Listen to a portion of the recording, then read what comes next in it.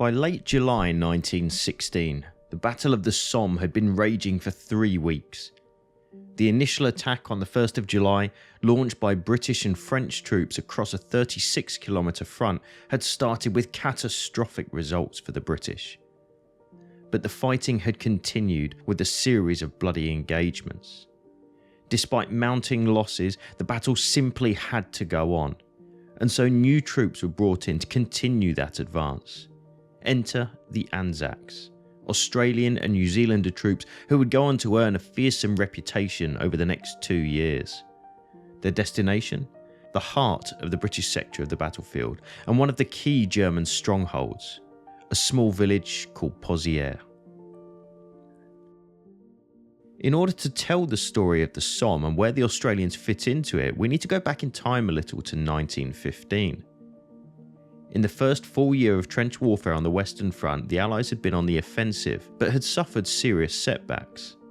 French assaults along their much larger section of the front had been bloodily repulsed in most places, and as a result, the British had shouldered more of the burden and taken up more of an offensive posture. They too, though, had seen precious little success.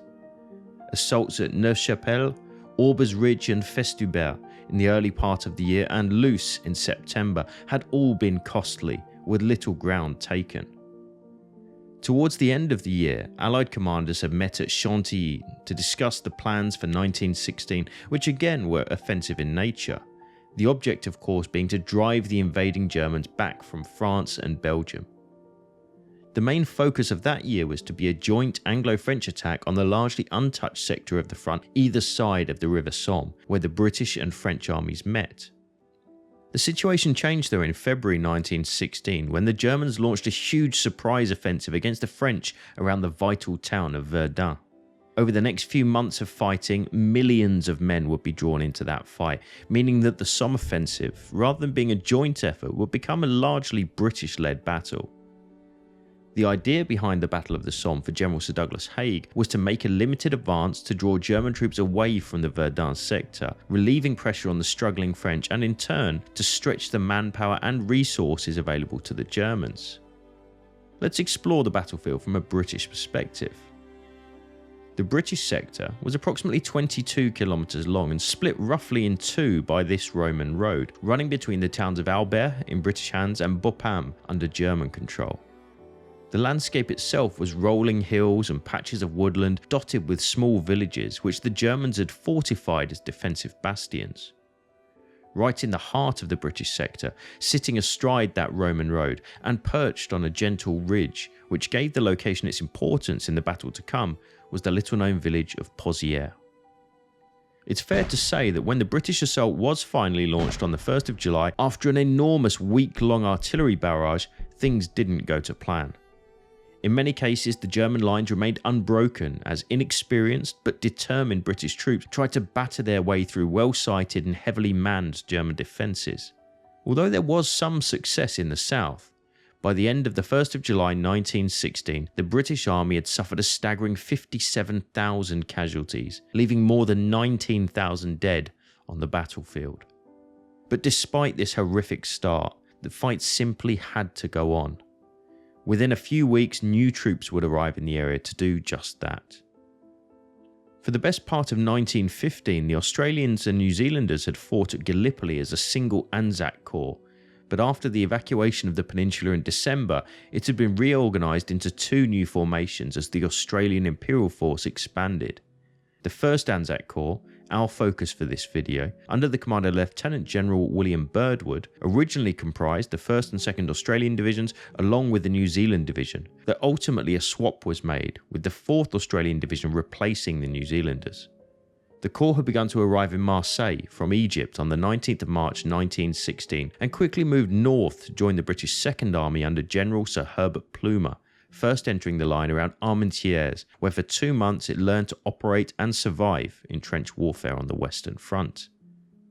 Let's take a moment to understand a few commonly used terms in the Great War in reference to military units, what exactly they represent and how they interconnected in the military structure of the time.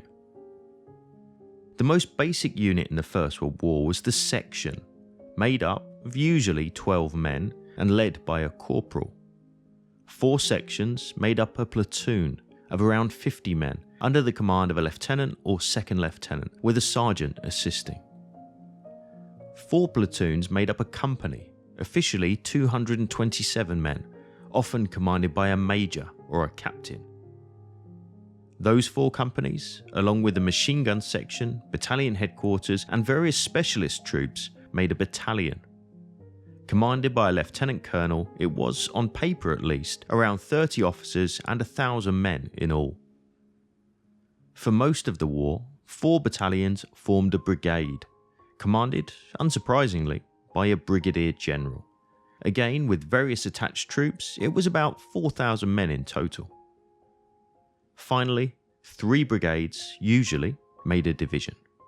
Commanded by a major general, this consisted of a total of 12 infantry battalions, 3 field artillery brigades, 2 engineer field companies, 1 signal company, 1 divisional ammunition column, 3 field ambulances, and various additional specialist troops. All told, a complement of some 16 to 18,000 men.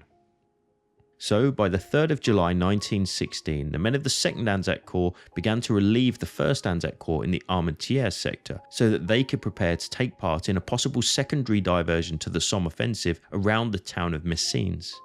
This plan was ultimately abandoned, and instead the Aussies began moving, like so many others at that time, south to the Somme. Let's recap the early phases of the Somme up to the point when the first Australians arrived in the area on the 20th of July. North of the Albert-Bapaume road on that infamous opening day of fighting, there had been effectively no major gains made, but pivoting here at Pozieres, the British had driven a wedge up to a location known as Mametz Wood, and further to the south, Montauban and Hardicourt had seen significant advances. On the 14th of July, in the next concerted push, 4th Army had begun a series of attacks which made progress through Contalmaison towards Pozieres and over the Bazentin Ridge towards Highwood and Longueval. On the Albert-Bapaume road, General Gough's reserve army captured Pozieres, but the general advance was stopped just short of Pozieres.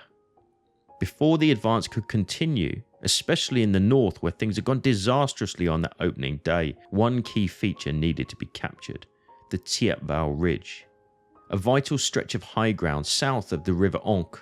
Unsurprisingly, around the village of Thiepval, it was a deadly prospect to assault from the front. To the south of that feature, and in some ways part of it, was another key stretch of high ground, the Pozieres Ridge. Also, unsurprisingly, this was very heavily defended, and for good reason. It protected the flank of Thiepval. Before the battle could move on in the north, Thiepval had to be taken, and for that to happen, first Pozieres and the nearby Mouquet Farm had to fall. The 1st Australian Division, commanded by Major General Harold Hookie Walker, was the first to start moving into the line on the 19th of July, replacing their felt bush hats with the new steel Brodie helmet as they did so. Now part of General Gough's reserve army, they would soon be in the fight. Gough was an impetuous, aggressive and ambitious commander, and almost as soon as Hookie's division came forward, up the right-hand side of the Albert-Bapaume road, he ordered them to advance in an immediate attack without waiting for the rest of the Australian Corps to arrive. But without his other 2 divisions, and critically, his artillery still not in place, Walker quite rightly argued for a delay to the start of the attack. Gough, although eager to press on and get the battle moving, reluctantly agreed to postpone that assault until the early hours of the 23rd of July. Let's take a look at what the 1st Australian Division were facing. By the 21st of July, the Aussies were aligned northwestwards towards Pozieres village, occupying trenches in these fields, with the 1st Brigade on the left, the 3rd Brigade on the right, and the 2nd Brigade in reserve. Rain had been falling and the conditions on the shell-torn slopes up to Pozieres were starting to get treacherous with mud.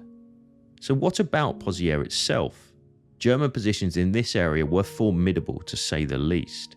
Directly in front of the Australians, as we see from these overlaid positions on the modern image, was a strongly held and well-built trench known as Pozieres Trench, which protected the approaches to the village, joining K Trench to the west, and then 2 parallel running trenches known as OG or Old German 1 and OG 2, with the latter running near to the shattered remains of the famous Pozieres windmill landmark found here. Within the partially shelled village at this time were various fortified buildings, concrete emplacements and smaller trenches, each designed to support the main lines. The most formidable of these positions was to be found here, a large bunker armed with multiple machine guns christened Gibraltar. It could fire both to the south and the west of the village. Beyond Pozieres to the north, in the direction of Tietval, the German lines continued to this further strongpoint, the fortified Mouquet farm. Again, with multiple machine guns and numerous trench lines crisscrossing the area, capturing it would be no easy task. When viewing the same ground today with a modern lens, it's perhaps more difficult to imagine the German defences, but some key features can still be identified. The main German defensive ring around the village ran approximately here. Gibraltar Bunker was, and still is, in this location. The windmill is at the far end of the village, several hundred metres away, and Mouquet Farm is down in the rolling countryside beyond this point. So back to the action.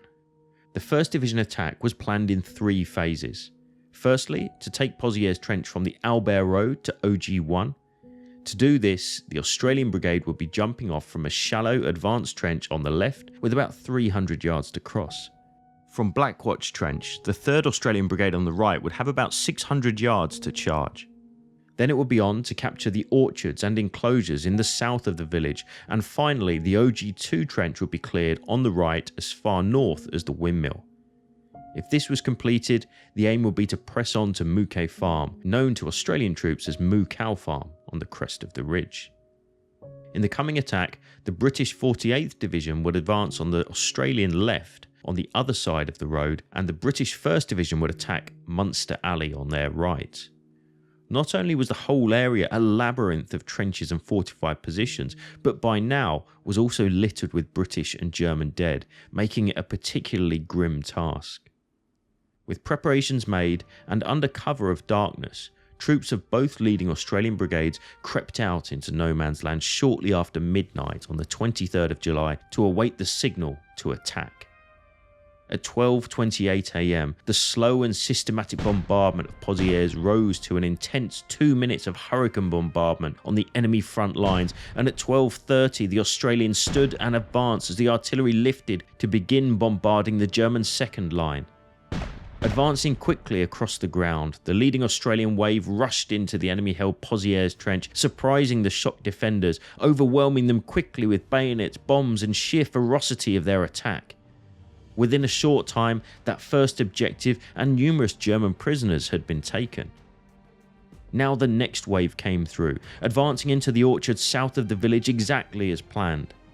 Only on the extreme right did the 9th Battalion meet stiff opposition, moving north into OG1. It was here at the junction of a communications trench leading to Munster Alley that Private John Leake earned a Victoria Cross by bombing out a German strongpoint. His VC citation paints a vivid picture of the intense close-quarters fighting within the German trenches at this time. For most conspicuous bravery, he was one of a party which finally captured an enemy strongpoint. At one assault, when the enemy's bombs were outranging ours, Private Leake jumped out of the trench, ran forward under heavy machine gun fire, and threw 3 bombs into the enemy's bombing post. He then jumped into the post and bayoneted 3 unwounded enemy bombers.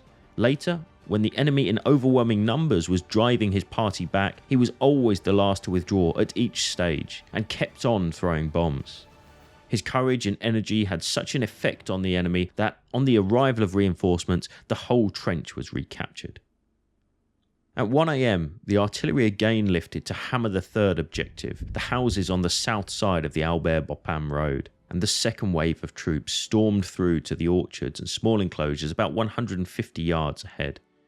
Good progress was again made, and although still held up on the right at OG2, the boldness of the Australian charge drove the attack home. Unusually for the Somme, everything was going to plan, and when finally the artillery lifted to harass the enemy beyond at 1:30 am, the final advance was made to the road by the leading wave of the support battalions coming through. Stumbling into piles of brick which had once been houses, some found it difficult to even recognise that they had reached the main road. The 1st Brigade had achieved its objectives in the southern part of the village, famously supported by Captain Thurnell of the 6th Battery Australian Field Artillery, who had pushed and dragged his gun up the Albert Bopan Road to about 400 metres from the village and fired 115 rounds down the main street, which must have kept the Germans' heads down. Captain Harris of the 3rd Battalion was amongst those in the follow-up advance. He recalled the scene. I found myself alone, except for my batman, who, though he was carrying a large bucket of bombs, stuck closely to me, and added a touch of humour to the proceedings by sitting down on his bucket whenever I paused for a moment to get my bearings. We passed over a shallow ditch of linked-up shell holes. The first objective, which was dotted with little groups of men, some cheering wildly, some singing, and some groaning. We eventually came to the tram line where there was a confused mass of men belonging to different battalions. On the right of the attack, the situation was less clear. The 3rd Wave, men of the 10th and 12th Battalions of the 3rd Brigade, had fallen behind after advancing in their clumsy PH masks, having been targeted by German gas shells, and a gap had formed. By 2:30 AM, a line had been established along the south of the road which bent backwards to an open flank which had developed on the right. What followed was an intense period of bloody combat along the WW1 trench. 2 officers of the 10th Battalion, Lieutenant Colonel Arthur and Lieutenant Bill McCann, would both earn the VC in that fight. With grit and determination, the 10th Battalion managed to link up with the 12th on their left to eventually secure a reasonably continuous line. By dawn, the men of the 1st Australian Division had been pretty much successful in achieving their objectives. They now dug in and closed gaps along the road and ratted out German survivors. The village was shattered and now in daylight could only be discerned as a pile of red brick dust of positions that had once been people's homes. These powerful images, taken just a few days apart, show Pozieres before that 1st Australian attack and the shocking result of repeated bombardment a short time later. It was at 5:30 AM that the first of many inevitable German counterattacks came in from the direction of the destroyed windmill. Made by men of the 3rd Battalion of the 157th Regiment, it was repelled after heavy close-range fighting by the Aussies on the right flank. By noon, the 2nd Brigade was also moving forward to reinforce the newly won ground and, importantly, for the men in the front lines, to bring up food, water and ammunition. It was only now that the wounded were finally evacuated to a dressing station in nearby Beckor Wood. Unknown to the men in the trenches, at the same time, Douglas Haig's Chief of Staff, General Kiggle, met with General Gough and other senior commanders, including Birdwood's aide, Cyril Brudenell-White, to plan the next steps of the advance. Apart from the Australian gains, there had been no other success in the wider attack, and only limited gains by the 48th Division to the west of Pozieres. The Battle of the Somme was becoming one of attrition, the object being to wear down the enemy, and starting that afternoon, 1st ANZAC Corps would engage in 6 weeks of hellish fighting on the Somme. The next step for the Aussies was to clear the remainder of Pozieres village, and to do this, Hookie Walker sent forward reinforcements from the 2nd Brigade to join the fight. His plan was to make a general advance at 4 PM to clear the village and link up with the 48th Division at the cemetery on its northwestern outskirts. Although the village appeared clear, aerial reconnaissance had indicated that the Germans still held a reasonably strong line in K Trench between the two formations. Under a heavy German bombardment, patrols were sent out and found pockets of Germans still within the village. It was now that the famous Panzerturm, known to the Aussies as Gibraltar, was finally taken.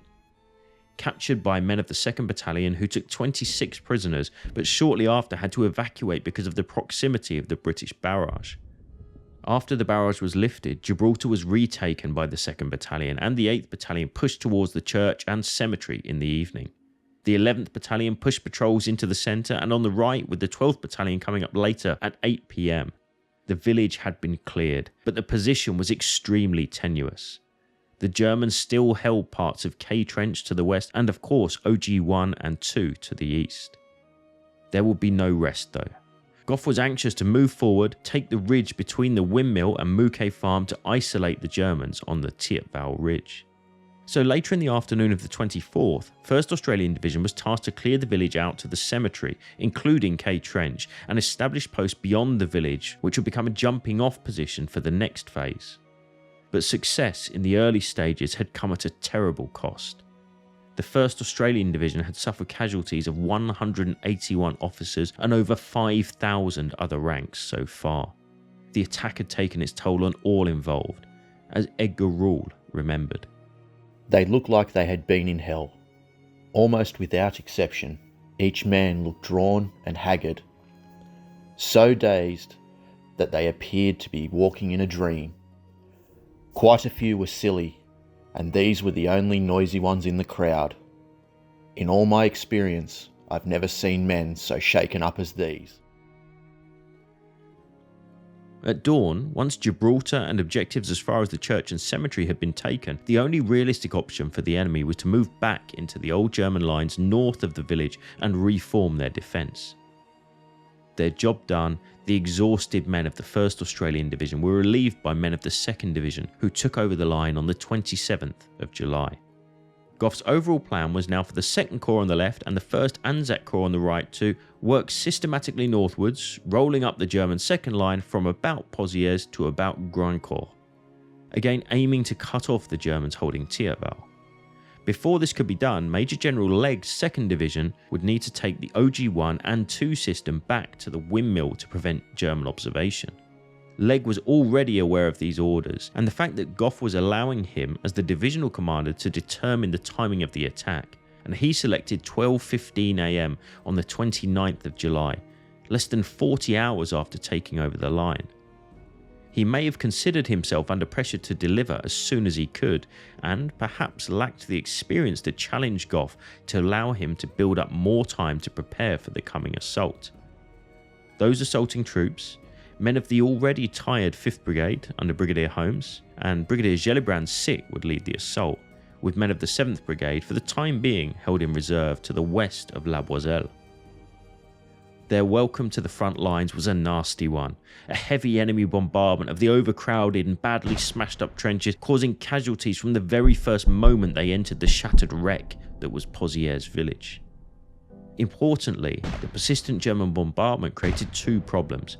Firstly, the smoke and dust clouds hanging over Pozieres, thrown into the air by the exploding shells, made it really difficult for artillery spotting and aerial observation, and therefore impossible to tell if the German wire in front of their positions had been cut. Secondly, there were few trenches now left intact north of the village that could be used as jumping off points, and new ones could not be prepared with such short notice. Although a few outposts were established part of the way towards OG1, the ground that the troops would have to cover in some areas was 600 to 700 metres, and all covered by interlocking enemy machine guns. Nevertheless, on Friday the 28th of July, Legg, imbued with a sense of optimism, continued his hurried preparations. Rushed reconnaissance was completed, whilst many of the Australians now in the front line for the very first time on the Western Front were understandably unnerved by the ferocity of the German bombardment. All 3 brigades would attack simultaneously that night. The attack would look like this. The 23rd Battalion of the 6th Brigade would push out, protecting the left flank towards the Ovières-Courcelette Road. In the centre, the main attack would fall to the 7th Brigade against the OG lines between the Ovières-Courcelette Road and the Albert-Bapaume Road, with the 26th, 25th and 28th Battalions in line left to right, and the 27th in reserve. Finally, half of the 20th Battalion of the 5th Brigade would advance over the uncaptured ground south of the Bapaume Road and enter the OG system to link up with the 17th, who were holding a post further south. At midnight until 12:14 AM on the 29th of July, the artillery opened up in front of the 7th Brigade. Under that cover, men advanced to close the distance between themselves and OG1, but the light barrage was not enough to prevent the Germans from spotting the troops coming forward and being ready for them, as Private Tom Young recalled. The troops continued their uphill advance as if they were marching on a parade ground with their own shells screaming overhead, and the German shells blowing them to bits. The men dropped like flies. The German wire remained intact. Some hacked their way through using rifle butts and wire cutters, while others wrenched out the corkscrew stakes with their bare hands. At 12:14 am, the barrage intensified, as planned, for 1 minute to cover a final rush to the target. It was too little, too late. At 12:15 am, the barrage lengthened and the remaining troops charged bravely to their objective, overrunning OG1, but only a few men were able to get through the wire in front of OG2. Having suffered massive losses, a hasty withdrawal was made back to OG1 by 12:50 am. Here the trench was no longer good enough to protect troops, and at 3 am the position was considered hopeless, and the men were ordered to withdraw back to the start line. In only 15 minutes from the start of the attack, the 28th Battalion had lost nearly 500 officers and men. The problem with this was that the 6th Brigade on their left had successfully reached the Ovillers-Courcelette road and were digging in. With the 7th Brigade retiring, there was a risk that those men would be left severely exposed. Gellibrand therefore sent another company forward to help guard their flank. On the right, OG1 in front of the 5th Brigade was only bombarded by trench mortars, which proved ineffective, and the men of the 20th Battalion were seen by German machine gunners before midnight. The losses were terrible for such a short engagement: 6 officers and 140 men, and it was no surprise that the attack failed south of the road. Despite gallant attempts by British units on their left and right flanks, the attack was a failure. The 2nd Australian Division had suffered over 3,500 casualties during just 2 days at the front.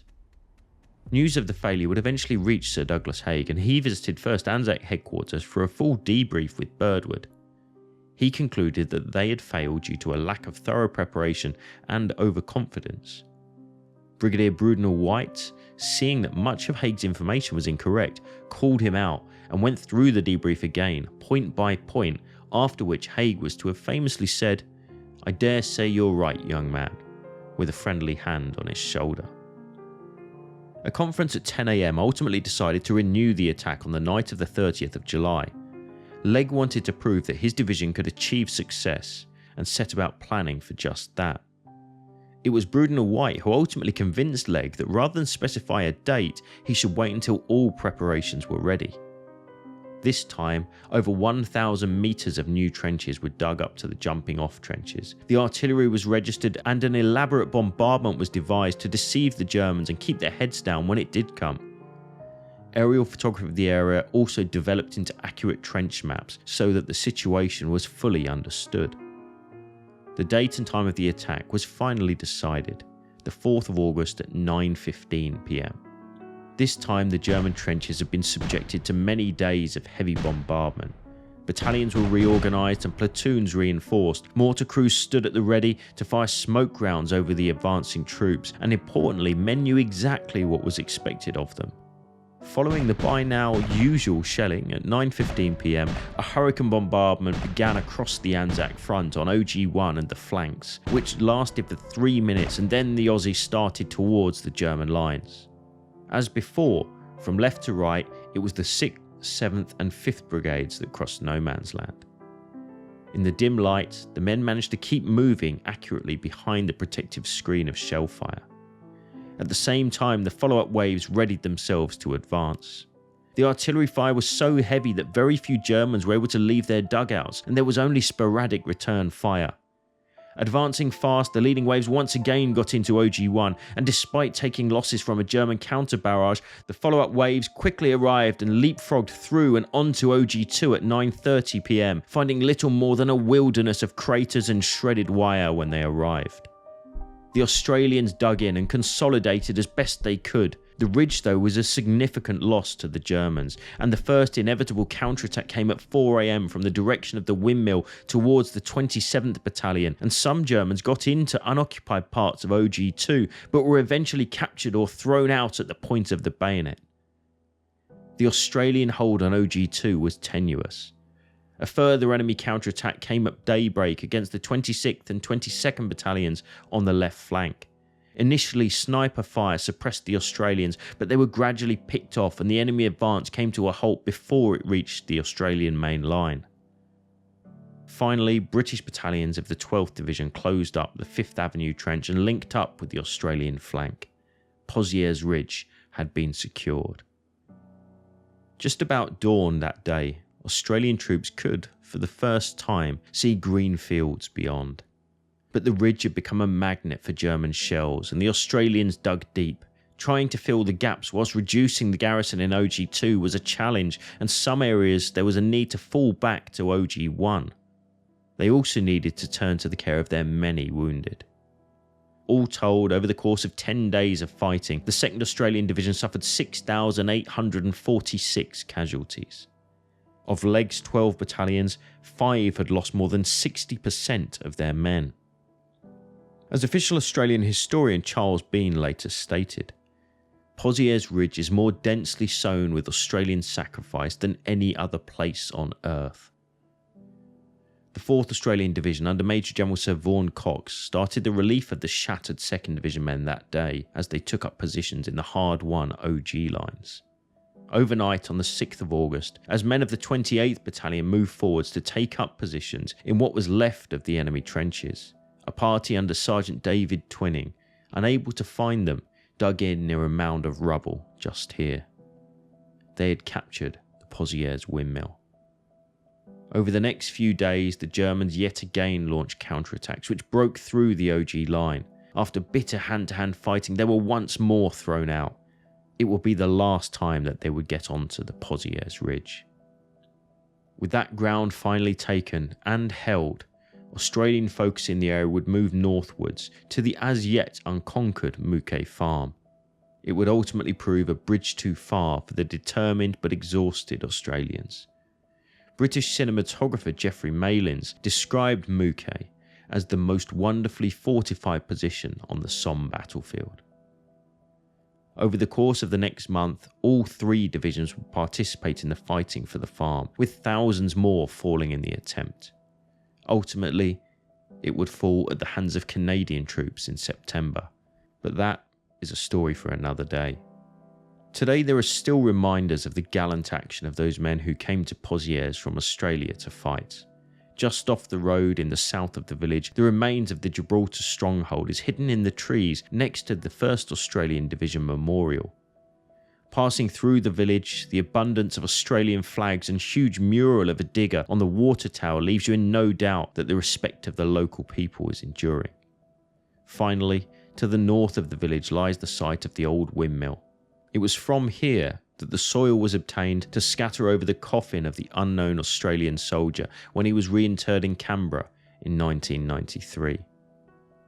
This sacred spot today looks out over a now peaceful battlefield, one which in the summer of 1916 became the deadliest ground in Australian military history. Of course, the story of the Australian Imperial Force on the Western Front would go on, with many more bitter battles to come. If you found this episode interesting, then be sure to check out the other videos in this series to learn more about the Australians in the First World War. That's all this time. We'll see you again soon.